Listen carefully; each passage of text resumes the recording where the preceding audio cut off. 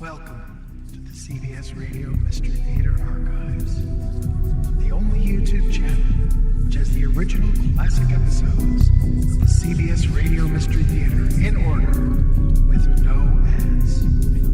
Thank you for listening, and now, enjoy the show.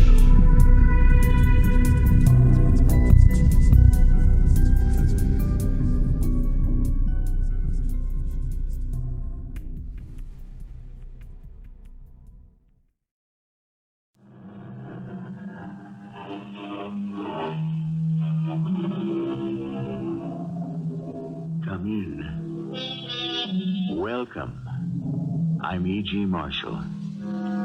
Those of you who have attended performances in the Mystery Theater know that there are certain tales that particularly entrance and intrigue me. They deal with the unusual, the unfamiliar, the unexplainable. So I have turned today to that master of mystery, Wilkie Collins, who has a habit of coming up with a story that always makes me say, why, that's not possible. Or is it?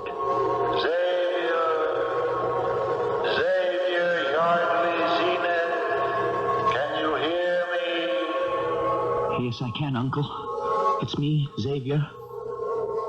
Are you a ghost? Why didn't Father Daly bless my coffin? I wanted him to, Uncle. But he refused.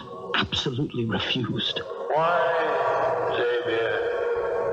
Because he said you didn't die a natural death. You must make him bless the grave, Xavier. I cannot rest until he does.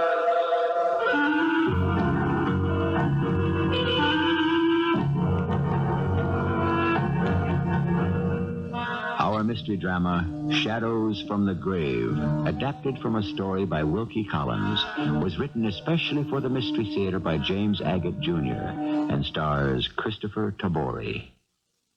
I'll be back shortly with Act One. One invariably associates the mysterious with lonely old houses, strange, small, inbred towns, peculiar characters. And I have to admit, this story follows that pattern. The man who told it to me is one X.Y. Zenith. You can imagine the kind of comments this poor fellow has gone through life with. Nevertheless, he didn't seem to mind when I said, XYZ, would you tell us about your extraordinary adventure yourself?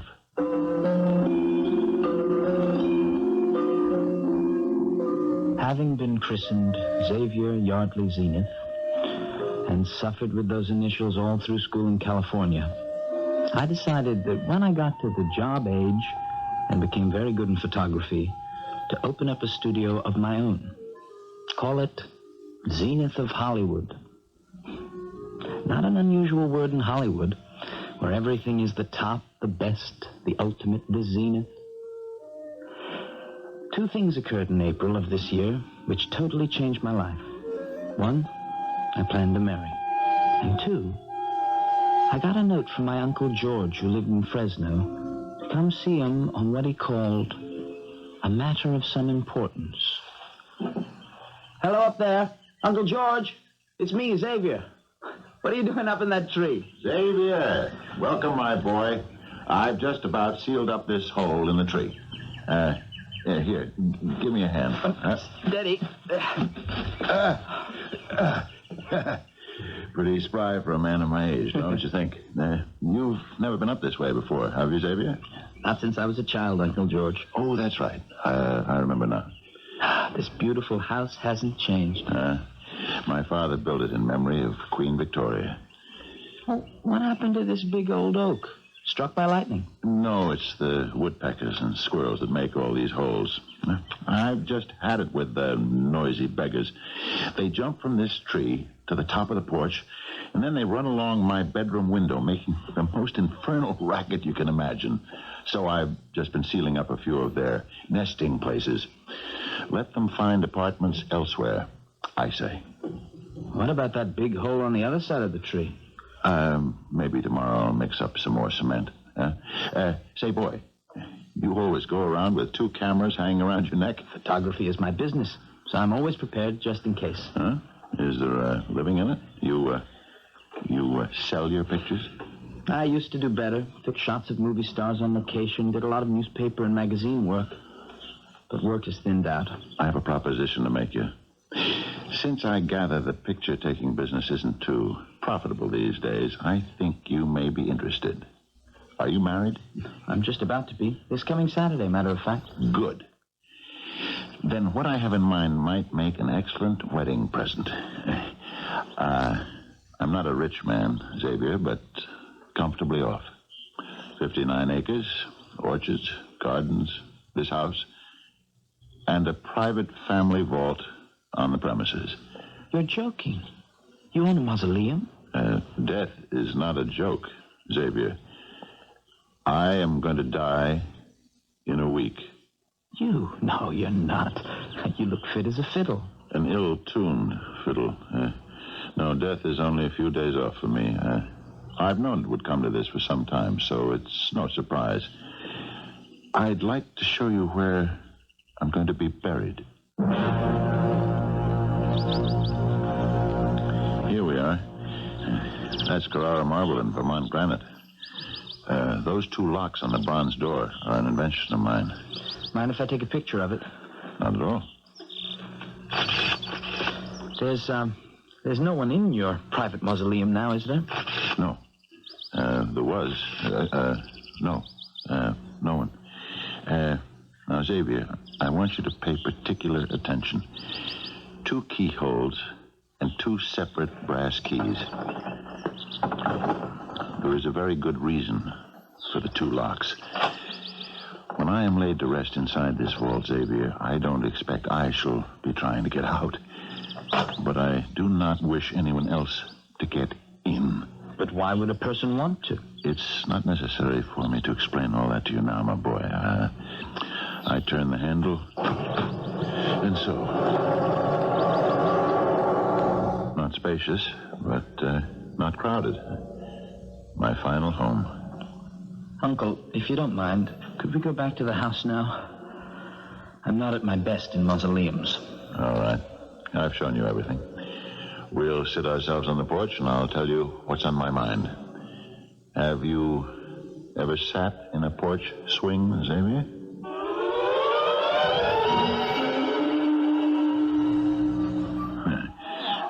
Comfortable? I love these old swings. Xavier, I have no choice. You are my only living kin. There is no one else. I'm leaving all my worldly possessions, this house, the contents, the grounds, everything to you, on one condition. You must live here, and every day, every single day, mind you, you must go to that mausoleum and make certain there's been no one tampering with the locks. Uh-huh. And that's the only condition, Uncle? The only one. I certainly appreciate your generosity. Can I think it over and let you know? I'd like to talk it over with Catherine. Absolutely not.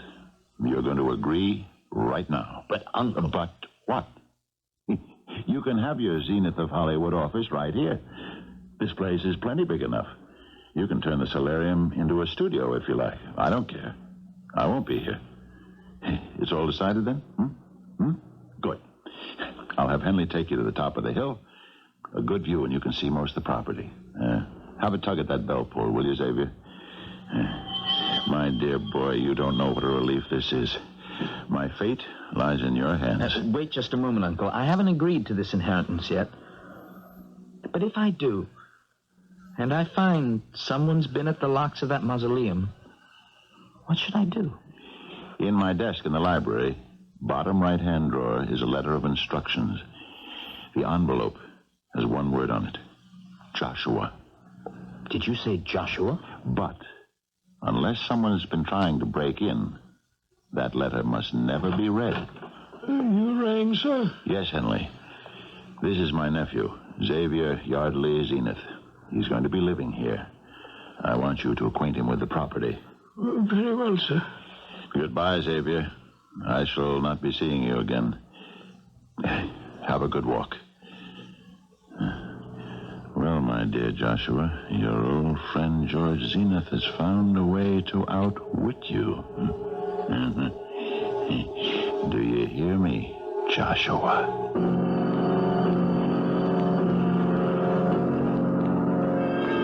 That's exactly what he said, Catherine. He stood looking out of the window at the tree he'd been cementing, talking to someone called Joshua, who, of course, wasn't in the tree. It was most uncanny. And then I left the room with Henry, the butler. How well do you know your Uncle George? Only slightly, I'd say.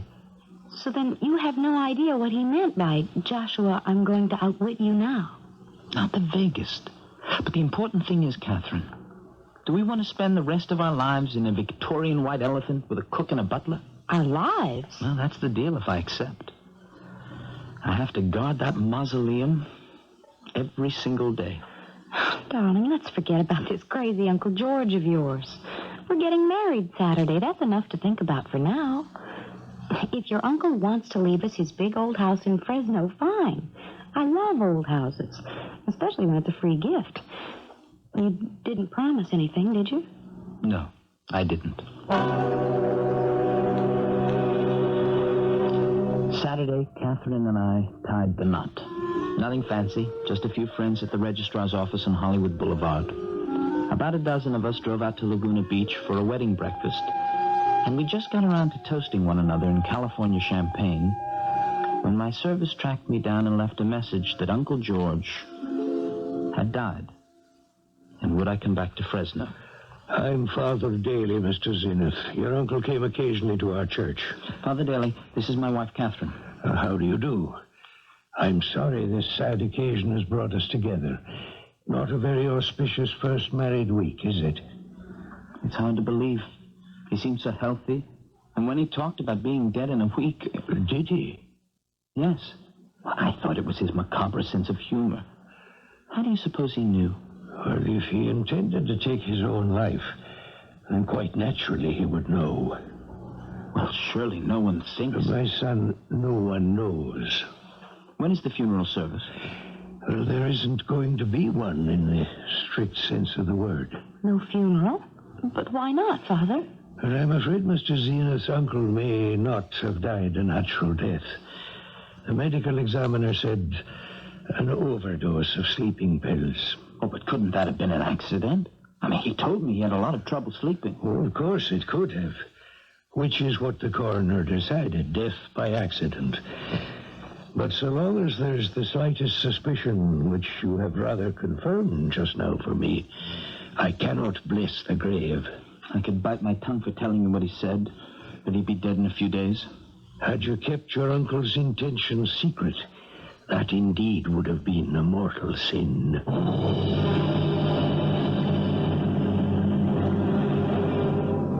Yes, Henry.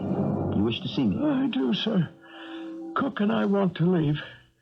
You wish to leave this house? But why? Oh, while your uncle was alive, there were some very peculiar things going on, but out of loyalty, we just couldn't go. Peculiar things that frightened you? Oh, yes, indeed, sir. Strange voices and goings-on and awful shrieks, like someone being attacked. Terrifying, if you ask me. I quite agree with you. Have you heard such noises since my uncle passed away? No, Mr. Zenith. Well, then I suggest to you, the noises died with him. Now, I'll double your salary, Cook's also, and I don't want to hear any more about your leaving. You put it that way, sir. We'll be happy to stay on. Every day, I'd go out and check the locks on the family vault. Catherine and I started making over the solarium into a studio, and I ordered equipment for a darkroom. But then, one night, I had a strange dream. Xavier Yardley Zenith. Is that you, Uncle George? Why didn't Father Daly bless my coffin? I wanted him to, Uncle, but he wouldn't. He said there was some question as to how you died. You must insist he bless the coffin. I cannot rest until he does. Uncle George, am I really talking to you? Or am I imagining things in my sleep? Promise me you will make Father Daly bless my remains. Otherwise, I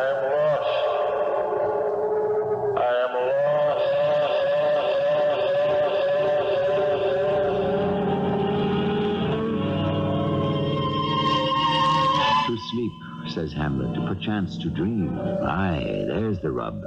For in that sleep of death, what dreams may come when we have shuffled off this mortal coil must give us pause. Our friend Xavier Yardley Zenith has surely been given pause. His uncle dies mysteriously, then appears in a dream giving orders, exacting promises.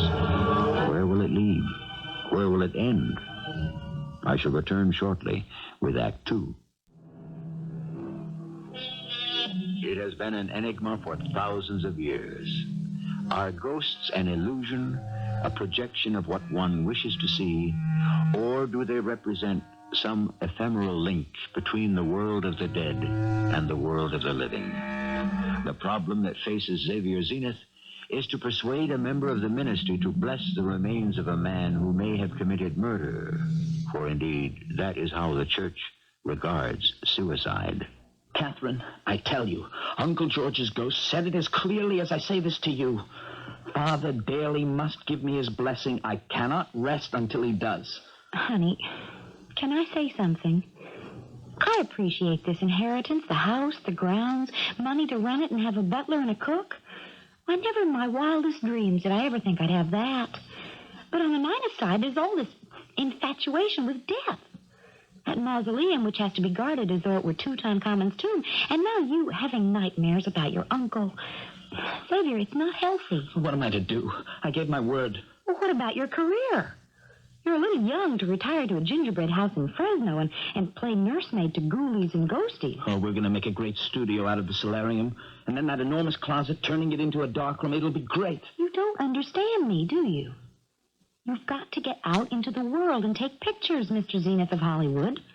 But having always to be one night away from this place so you can check the locks on a dead man's tomb is going to hold you back. I told you all this before we married, so don't throw it in my face now. What's the matter with you, Xavier? Have you no will of your own? Why, a month ago, if I told you that a ghost came to me in my sleep, you would have laughed right out loud. I'm not laughing now. You really believe you saw him, don't you? Of course I do. I was there. He was there. I heard him. And you've decided to stick it out here for the rest of your life, is that it? If I have to, I will. I think I'd better leave you alone until you cool off. I'm not letting any dead uncle get in the way of my life. And I mean it. Catherine did mean it. Next thing I knew, she'd lit out and went back to L.A. I knew where to find her all right. At her mother's. But I was darned if I'd go running after her. My dear Mr. Zenith, my hands are tied. The church simply cannot acknowledge any untoward death. Father Daly, for 3 nights running, Uncle George has appeared to me at night saying, "Help me lie and rest. I cannot until Father Daly blesses my coffin." Xavier, may I call you Xavier? I wish you would. My boy, you and I are both modern men at the edge of the 21st century. For you to tell me that you're being visited by your uncle's ghost, while I won't discount it as a possibility, it's much more likely to be your own conscience worrying you to such an extent that you can convince yourself that you've seen him. You tell me it happens when you're asleep. I say to you, yes, it could. But that still doesn't make it any more than a dream. Last night, he said I should read some of the books in his library and I would understand. Go read your uncle's books. And if this brings you peace of mind, then you'll know whether his appearances are fact or fancy. That's just what I aim to do, Father. You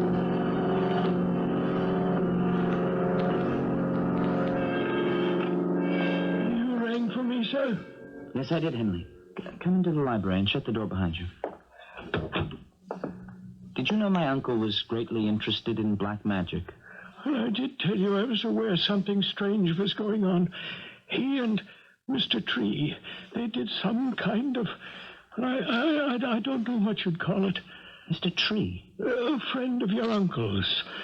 They spent a lot of time together, and then a year ago, Mr. Tree went away. Can you be more specific than something strange? Oh, well, sir, there'd be a lot of candles. Hundreds, in fact. They'd have them all burning. And there'd be incense and chanting. Right here in the library, Mr. Zenith. I've been reading these books, and what amazed me was how many of them deal with the power of black magic. I remember him asking me to bring home a cup of holy water from the church, and I said to him, well, sir, you're supposed to go to church in person and bless yourself with holy water, not bring the holy water here. And your uncle said, getting the holy water is the easy task. I have to get the blood of a child to mix with the water. Henry, did you ever find out what it was for? No, I didn't. I didn't ask. And I didn't steal the holy water from the church either. Henry, you strike me as a sensible man. Will you do me a favor tonight? I generally take a walk in the garden after dark. Perhaps you'd walk with me. Oh, certainly, sir.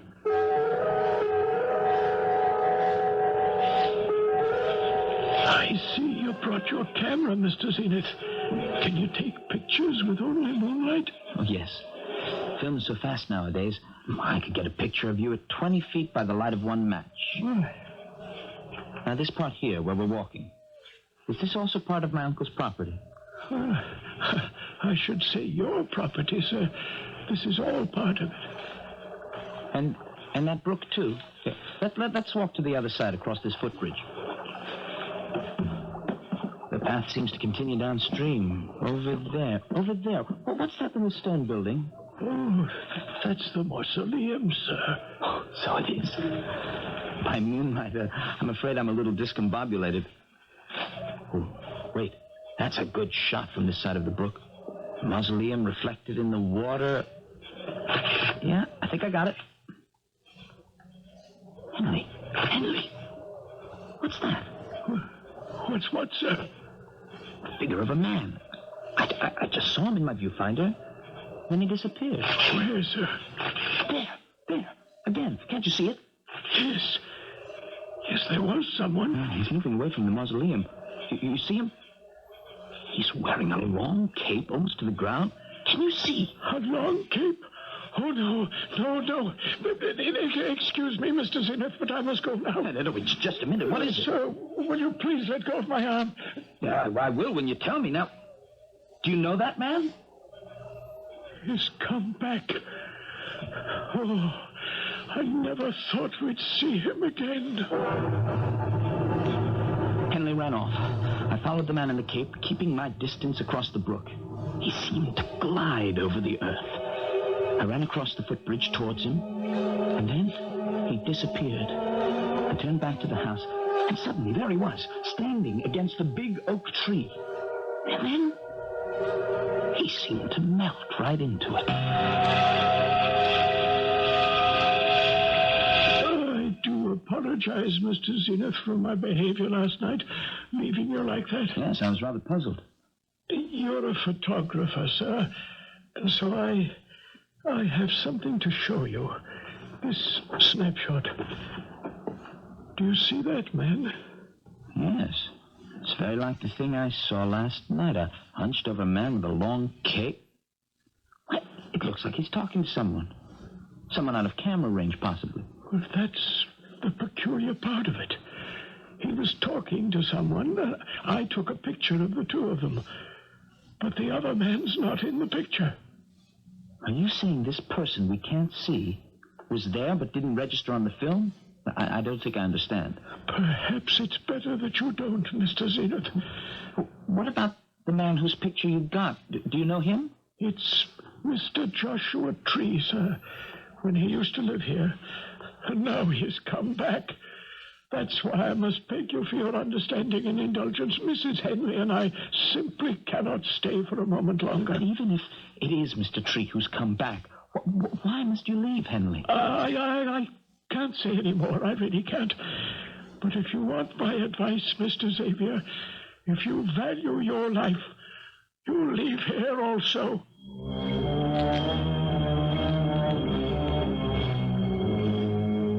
When I developed the shots I took of the caped figure, they were identical to Henley's snapshot.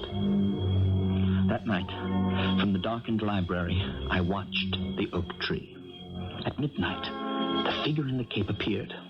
I crept out of the house, following it to the door of the mausoleum. This is what Uncle George must have meant. I reached forward to stop the man.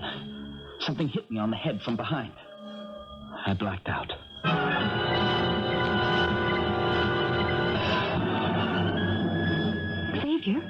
Xavier, are you all right? Oh.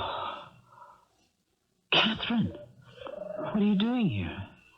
Am I dreaming? Don't ask so many questions. That's quite a bump on your head. Here, let me help you up. No, I can make it all right. Oh. Whew. Whoever hit me wasn't kidding. Just stop talking and lean on me, and we'll walk slowly back to the house.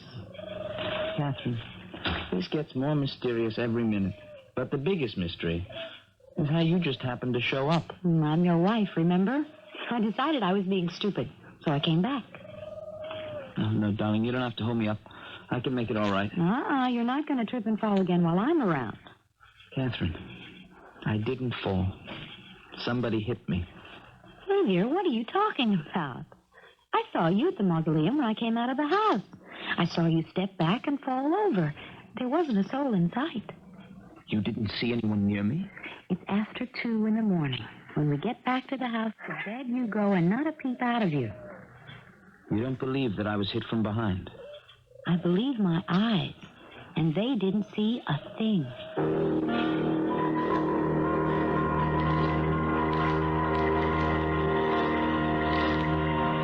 Father Daly, who is Joshua Tree? Where did you hear that name? Henry told me, but not much else. Joshua Tree. He was a man who, to the bottom of his heart, if he had one, was basically evil. How did my uncle come to know him? Well, he just turned up about 2 years ago. Your uncle took a fancy to him and saw a good deal of him, which I am afraid was the most unfortunate thing he ever did in his life. Why do you say that, Father? Joshua Tree was the very spirit of the devil himself. I show you a photograph I took near my uncle's vault the day before yesterday. Is that Joshua Tree? Well, I can't really make out the face. But the cape and the angle of the head, very similar, I'd say. But, of course, how could it be? He disappeared a year ago. Father, here's another picture. Is that the man? Yes, that's him. You didn't take this picture, did you? No. It was given to me by Henry. He took it. Now, if that's Joshua Tree, you notice he appears to be talking to someone, but there's no one there. Oh, yes, there is. But the camera can't record an apparition. You mean Joshua Tree was talking to someone, but we can't see him? Because, my dear young lady, that invisible thing is a familiar. What's that? A familiar is an evil spirit visible to very few. The devil can see him, as can a sorcerer's apprentice. So you were saying Joshua Tree was such an apprentice?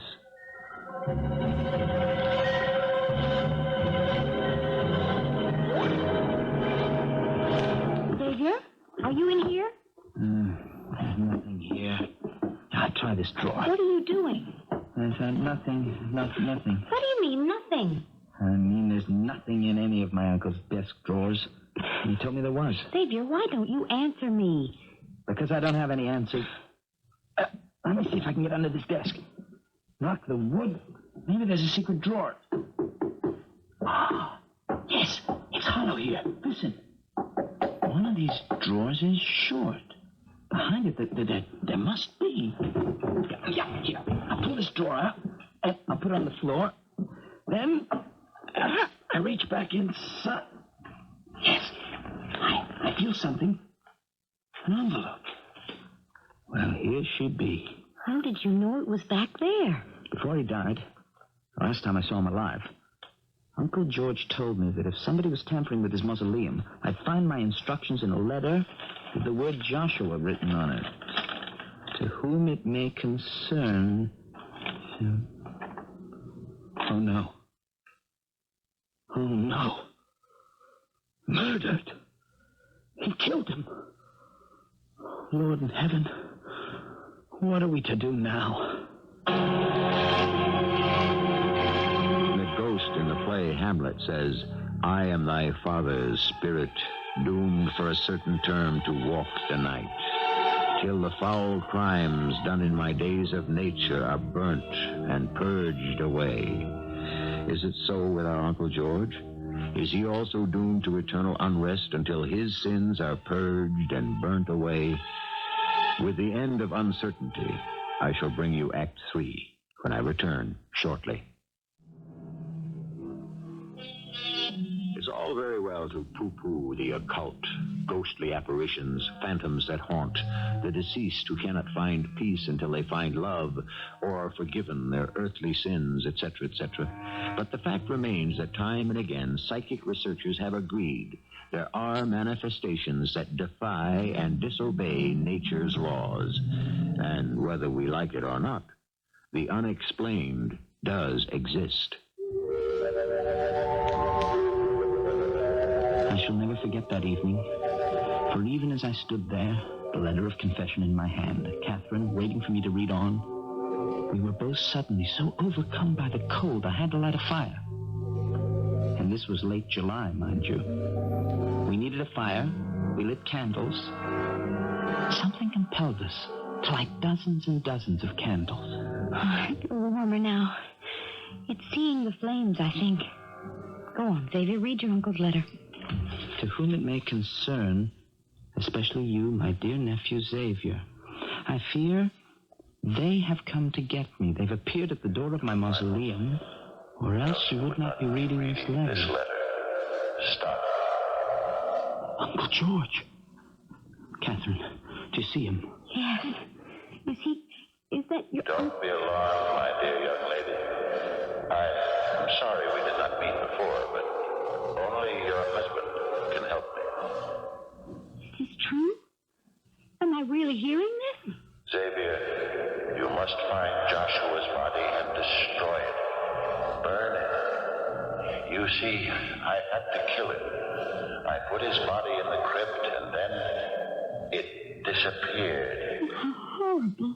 Catherine, Joshua Tree's death was not half so horrible as his life.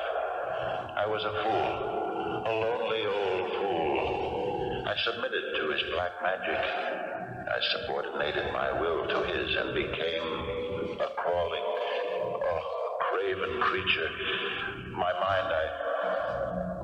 I lost control of my mind. It was all the doing of the hellish creature he conjured up from the world of the damned. His familiar. Uncle, if Joshua Tree's body is hidden somewhere, how can I find it? We will try. Anything to help you, Uncle.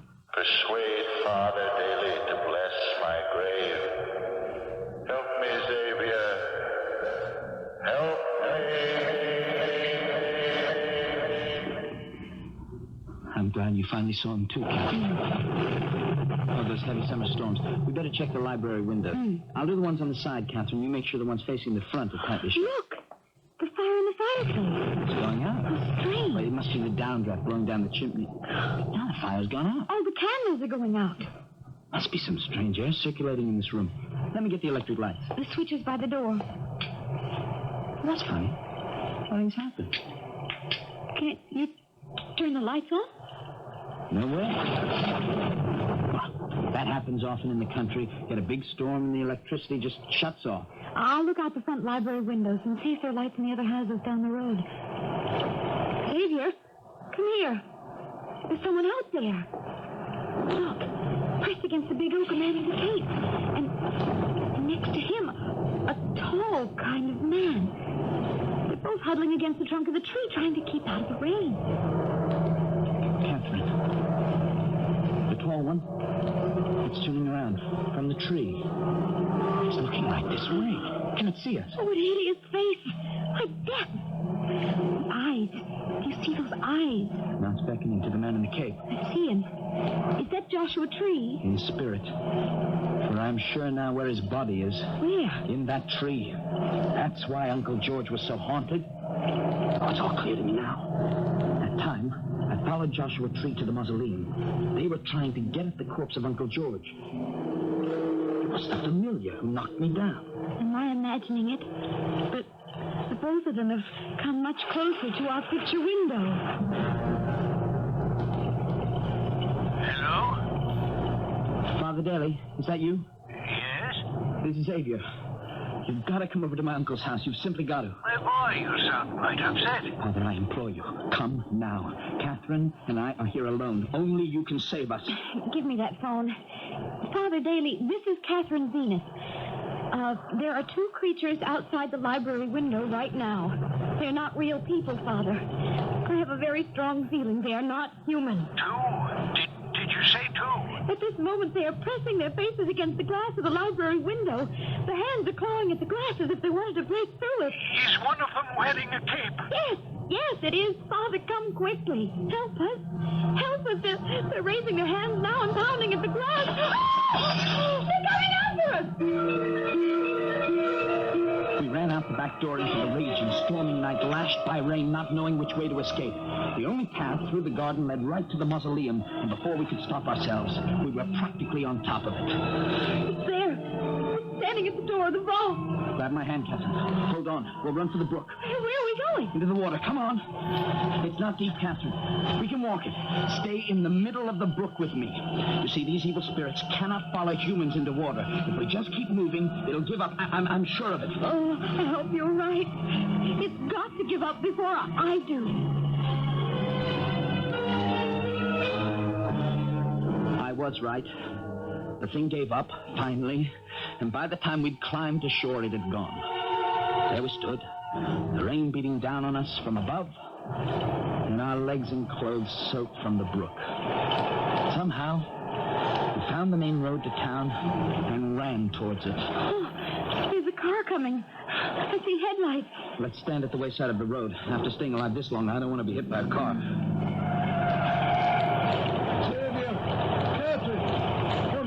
Out here. Oh, Father Daly. Don't answer me, just get in. We've got to get back to the house. All right. Close that door and let's go. Now, tell me, you two, what are you doing standing in the road wet from head to toe? We ran from the house to get away from them. They actually broke through a plate glass window. That's most peculiar. Peculiar? It was horrifying. Why do you say that, Father? Because the spirit of Joshua Tree and his familiar are not after either of you. Well, they certainly gave a good imitation. You don't seem to understand. These creatures, the dead and the spirit they've called up, they're satanic twin, in fact. They're not after living persons. They're on the constant lookout for the newly dead. Wait till you see the broken library window, and then tell me if there aren't exceptions. Where are they now? It's time I wrestle with the devil. What will you do? I shall quiet the demons with my crucifix. There's only one way to drive out Satan, and the church has been doing it for centuries.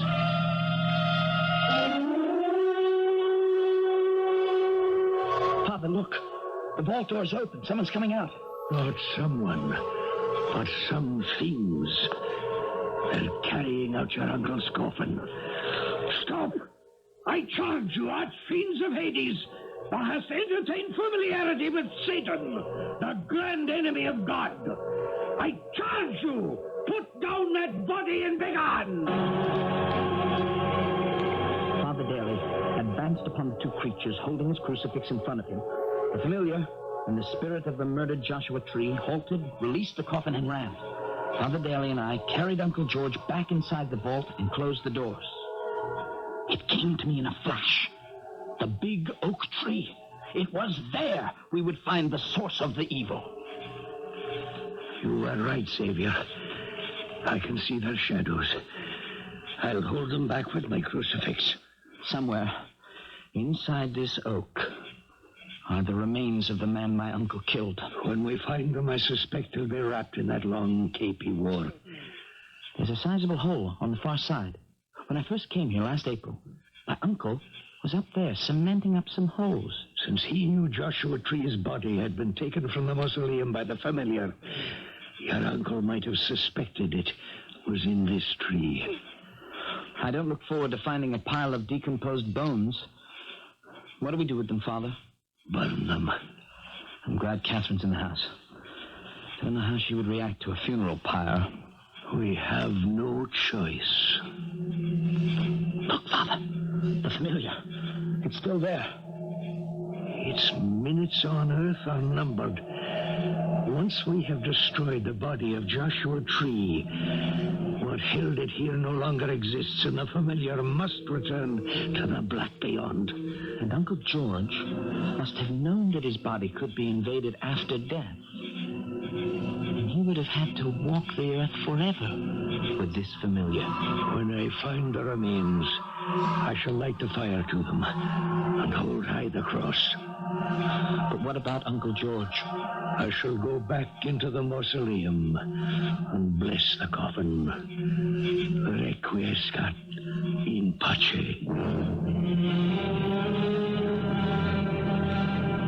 The flames consume the phantoms from the grave. The good father returns to the tomb and blesses the coffin. Will there be deliverance for the uncle? Yes, released from wandering the earths. But in the dimension of the beyond, will the spirit of the murdered sorcerer allow his murderer to exist in peace?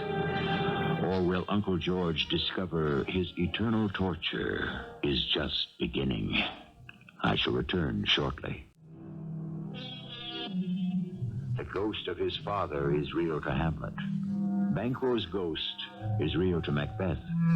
And even if you or I cry out as they did, hence, horrible shadow, unreal mockery, hence, can we make specters disappear? Defend ourselves from the unknown as we may try to. The battle of angels and devils goes on. So close not your eyes. Remember, all is possible. Our cast included Kristoffer Tabori, Fred Gwynne, Betsy Beard, and Court Benson. The entire production was under the direction of Hyman Brown. I hope you enjoyed this episode of CBS Radio Mystery Theater. If you